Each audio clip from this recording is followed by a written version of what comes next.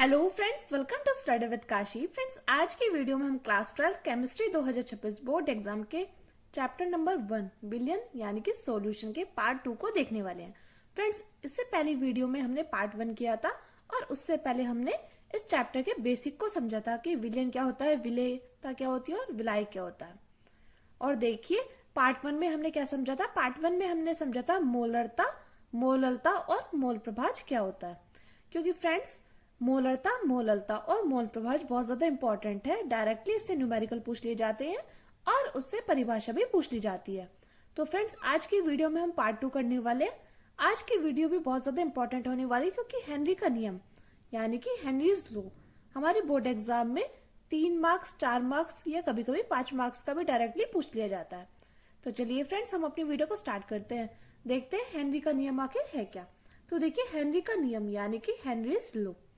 तो देखिए, हेनरी का नियम क्या है। हेनरी के नियम के अनुसार, अब देखिए, आप जो भी नियम लिखोगे, जैसे यहाँ पे हेनरी का नियम, तो आप क्या करेंगे, हेनरी के नियम के अनुसार। अगर आप ऐसे लिखोगे तो एग्जामिनर को ज्यादा अच्छा लगेगा। अब देखिए, लगाएंगे कॉमा, उसके बाद देखिए ये डबल कॉमा।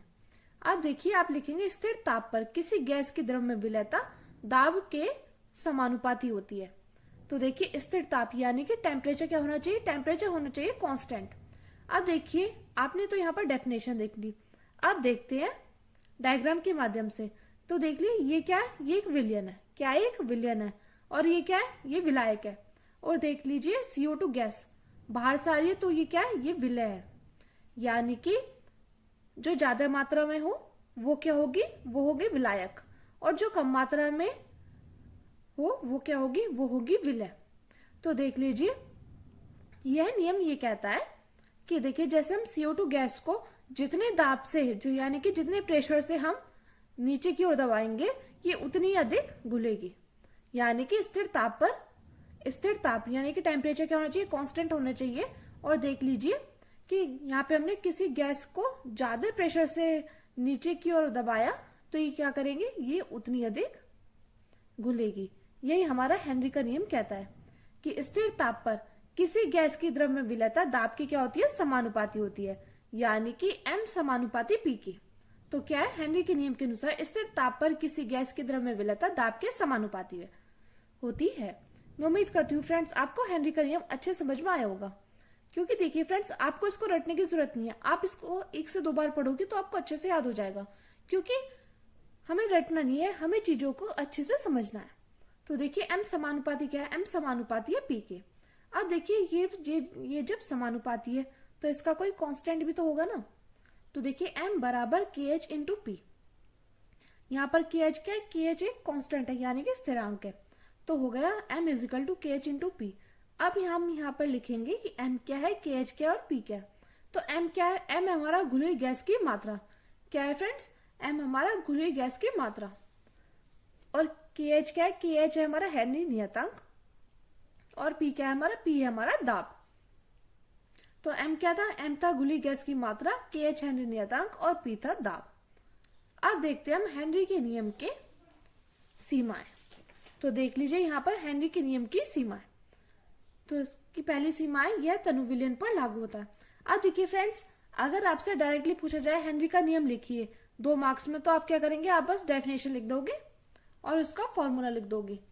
और अगर आपसे 4 मार्क्स, 5 मार्क्स में पूछे हेनरी का नियम लिखिए, उसकी सीमा अनुप्रयोग भी लिखिए, तो आप इनकी सीमा अनुप्रयोग भी लिखोगे। तो देखिए, हेनरी के नियम की सीमाएं, यह तनु विलयन पर लागू होता है। यानी कि यह क्या होता है, यह सांद्र विलयन पर लागू नहीं होता। ये बात आपको पता होना चाहिए कि हेनरी का नियम की क्या सीमा है, यह तनु विलयन पर लागू होता है, यानी कि सांद्र विलयन पर लागू नहीं होता है। अब देखिए, अगला है, यह उच्च ताप तथा निम्न दाब पर कार्य करता है।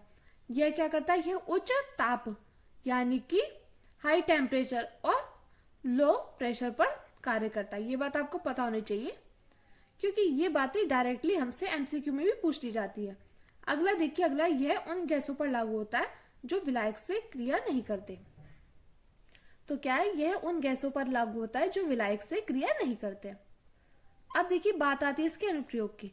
तो अनुप्रयोग शीतल पेय पदार्थ में, यानी कि इसका उपयोग किसमें होता है, शीतल पेय पदार्थ में गोताखोर द्वारा सांस लेने में।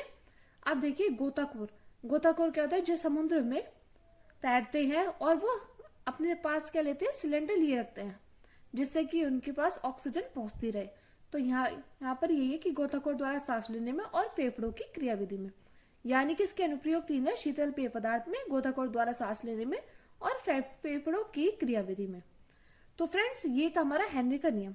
अगर आपने अभी तक स्क्रीनशॉट नहीं लिया तो स्क्रीनशॉट ले लीजिएगा। देखिए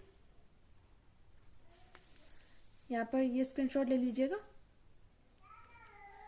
अब देखिए फ्रेंड्स, मैं उम्मीद करती हूँ आपको हेनरी का नियम अच्छे से समझ में आ गया होगा। अगर आपको वीडियो अच्छी लगी तो प्लीज चैनल को सब्सक्राइब जरूर कीजिएगा। और आप अभी क्लास 12th में आए हैं और आप क्लास 12th की अच्छे से तैयारी करना चाहते हैं तो प्लीज हमारे चैनल को सब्सक्राइब कीजिएगा और अपने फ्रेंड्स को भी हमारे चैनल के बारे में जरूर बताना। और आप अपना नाम और आप कहाँ से ये आप कमेंट करके जरूर बताना। इससे क्या होगा, इससे हमें पता चलेगा कि हमारी वीडियो कहाँ कहाँ तक पहुंच पा रही है और किन किन लोगों को हेल्प मिल पा रही है। और फ्रेंड्स अगर आपने इससे पहले वाली वीडियो नहीं देखी, पार्ट 1 और बिलियन चैप्टर का बेसिक नहीं देखा, तो आपको इसका लिंक डिस्क्रिप्शन में मिल जाएगा, आप वो वहां से जाकर जरूर देख लेना। क्योंकि अगर आपको बेसिक नहीं पता होगा तो आप चैप्टर को नहीं समझ पाएंगे। हमें सबसे पहले चैप्टर को समझने से पहले बेसिक का पता होना चाहिए, तभी हम चैप्टर को अच्छे से समझ पाएंगे। तो चलिए फ्रेंड्स, आज की वीडियो में बस इतना ही। मिलते हैं नेक्स्ट वीडियो में। कल की वीडियो हमारी पार्ट 3 पर आएगी। तो चलिए फ्रेंड्स, थैंक्स फॉर वॉचिंग।